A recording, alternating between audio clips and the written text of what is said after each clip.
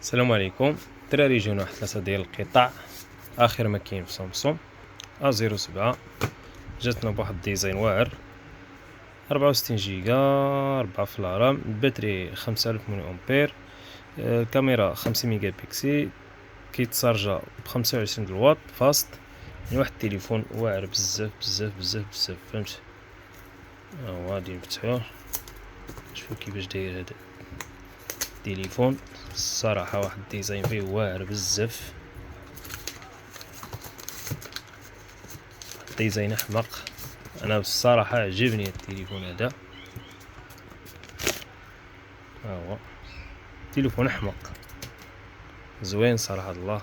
64 جيجا، تيب سي، وفيه موداليزيات.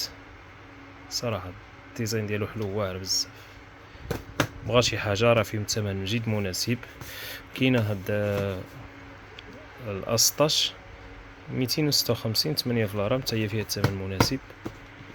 كاينه هاد ال A06 حتى هي فيها الثمن مناسب ب 64 جيجا، 4 في الغرام، 50 ميجا بكسل.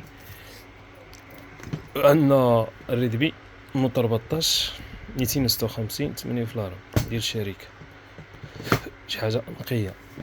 عندنا الريدمي A5 ديال الشركة 128 4، فيه الثمن مزيان. عندنا هاد الجديد، هاد سباك جوج، فيه 64 جيجا، 6 في الرام.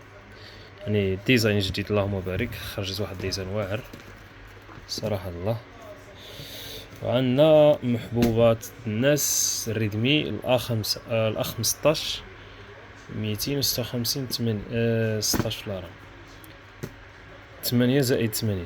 كتجينا بواحد ديزاين واعر، واحد الجودة عالية، فيهم شي قطعة كاين السلعة. وعندنا الزي تي او فيه واحد الثمن رخيص، 64 جيجا، 8 في الرام. يعني التليفون واعر الدراوج، اللي بغا شي حاجة مرحبا به، وكلشي موجود. ها هو خوتي.